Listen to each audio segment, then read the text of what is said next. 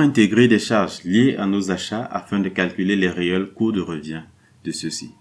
C'est ce que nous allons voir à la suite de cette vidéo avec le logiciel Odoo. Bonjour et bienvenue pour la suite de nos ateliers. Aujourd'hui, nous allons nous concentrer sur le calcul du coût de revient ou alors la constitution du coût de revient de nos achats. Sans plus tarder, connectons-nous à notre base de données. Nous utiliserons principalement ici deux modules, le module des inventaires et le module des achats. Déjà, dans le module des inventaires, nous allons nous rassurer, à partir de la configuration, que l'option du coût logistique ou de la valorisation est bel et bien activée. Ici, nous allons dans configuration, comme je l'ai dit, et juste en dessous, nous nous rassurons que coût logistique est bien activé. Si ce n'est pas activé, on le fait et on enregistre. Dans mon cas, c'est fait.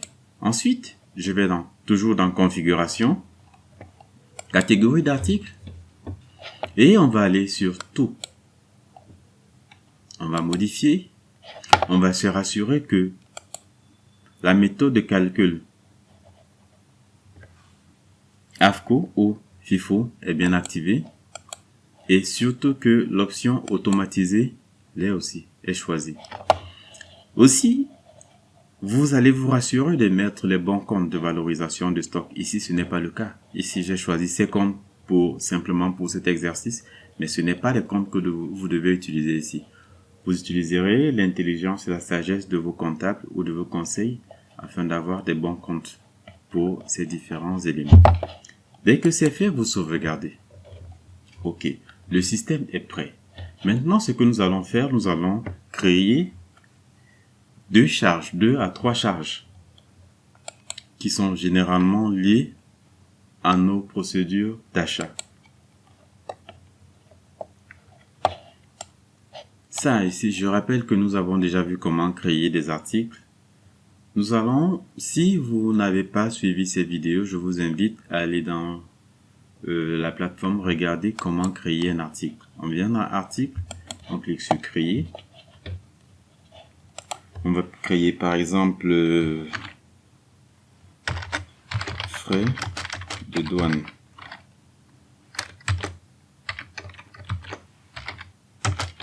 Encore, c'est un exemple. On se rassure que c'est un service.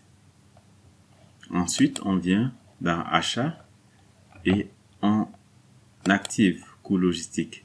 Si on n'avait pas choisi service, cette option ne serait pas disponible. On sauvegarde.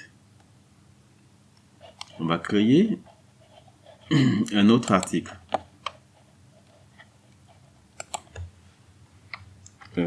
On va dire charge 1 par exemple. Service.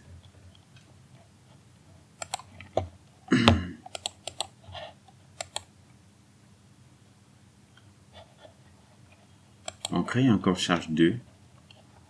On s'arrête là. Service, achat et on active. OK.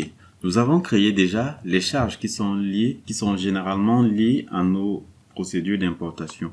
Nous pouvons avoir une vingtaine en fonction de nos différents achats, soit les taxes, les frais de transitaire et ainsi de suite, ainsi de suite. Maintenant, on va voir comment ça se passe dans la pratique.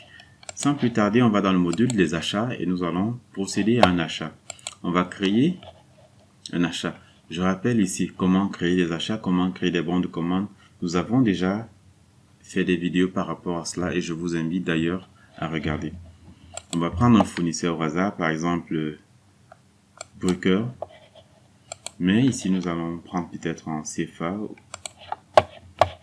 la devise. On va choisir notre article, par exemple, bécher de verre. On prend, disons, 10 unités. On va prendre notre article. Pipette en verre. On prend 50 par exemple. Disons, oui, 500.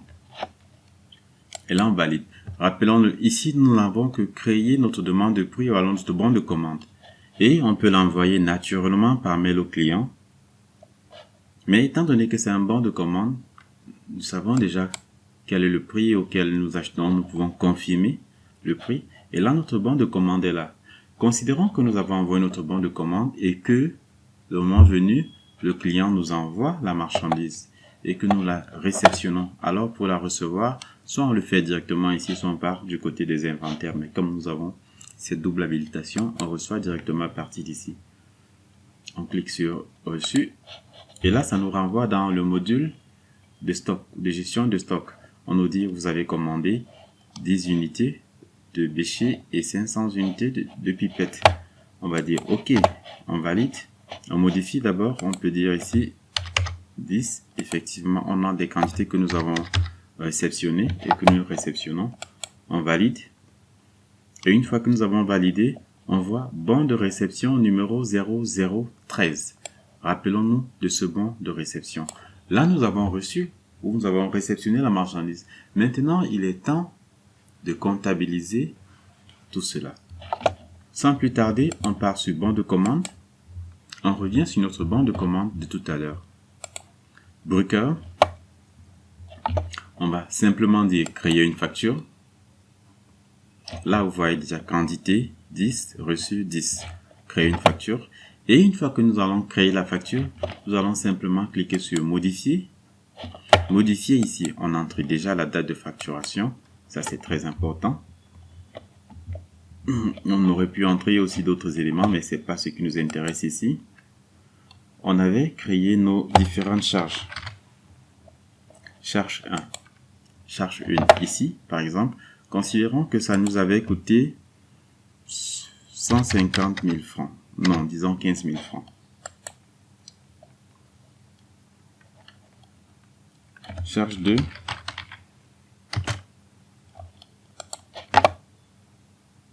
Disons 25 000 francs. Nous avons aussi créé un article concernant la douane, quelque chose comme ça.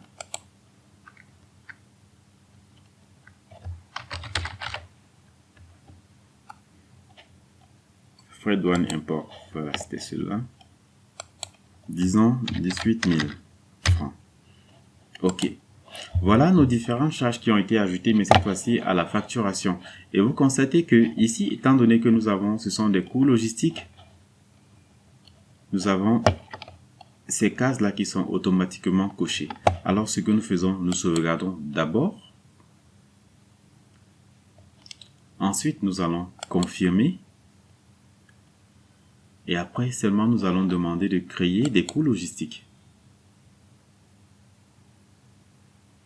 Une fois que nous avons créé des coûts logistiques, ça nous renvoie vers cette fenêtre pour nous dire, OK, à la commande que vous avez passée, voilà, à sa facture, nous avons, voilà les coûts logistiques qui seront créés.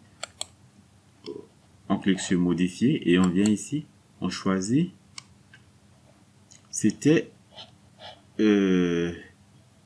bon de réception 0013, vous vous souvenez tout à l'heure, le bon de réception que nous avons généré lorsque nous avons réceptionné la facture. Nous avons réceptionné la marchandise et là on sauvegarde. Automatiquement, ces différentes charges sont intégrées dans nos coûts d'achat de ces éléments. Pour le vérifier, on peut venir dans valorisation ici. On voit les deux éléments. On dit OK. Déchet. Voilà comment c'est comptabilisé. Pipette. Voilà comment c'est comptabilisé. Ça, ce sont les charges qui sont liées à nos différents achats. Alors, on peut le faire aussi en venant sur inventaire, analyse, valorisation de l'inventaire, bêcher. Nous avons commandé 10 d'un coût total de 54 000 francs. Si nous revenons ici, si nous prenons le cas des achats ici, 54 000 et les différentes, en fait, un total de 54 000 avec les différentes charges. Si je viens ici, au niveau des achats, on constate que déjà les bêchers, ça nous coûtait simplement 25 000 francs. 25 000 francs, voilà le coût de l'article et voilà les différents coûts qui sont liés à cet achat. 9 000, 12 500 plus 7 500 francs. Ici, vous le voyez bien. Pareil pour pipette, on avait aussi pipette. Pipette. nous avons le prix d'achat chez le fournisseur et là les différentes charges. Ok. Ici, je pense que vous avez vu un peu comment s'intègrent les différentes charges. Et là, ça veut dire que si on revient maintenant au niveau de la facture, cette facture totale nous reviendra à 687 940 francs. L'ensemble. Ok. Je vous remercie pour votre attention et bonne pratique. Au revoir.